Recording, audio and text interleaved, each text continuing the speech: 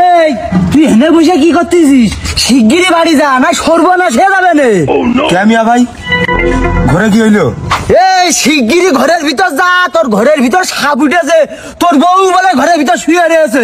ও দেখো দিনি মিয়া ভাই, তুমি শুধু শুধু টেনশন করতেছো। ও সাপ ঘরের ভিতরে মারা পড়ে গেল বইলে, দেখো তুমি। তুই এনে বসে রয়েছিস, তোর ঘরের ভিতর সাপ উঠেছে, সেই সাপ এমনি মারা পড়ে যাবে। এই কি দেখি একটু বুঝিয়ে কদিনই।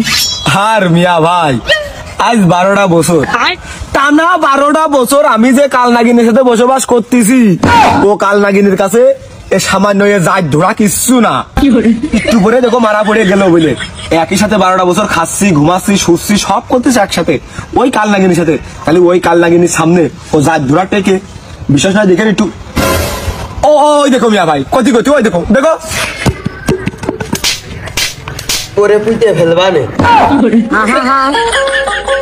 আমি পারি না আর পারি না। ও মিয়া ভাই মিলেছে? তুই আগের থেকে কবি না, আমি শুধু শুধু পিছান নিচ্ছিলাম। কইলাম না তুমি শুধু পিছান নিচ্ছ, ও মারা পড়ে গেছে, পুতাও হয়ে গেছে।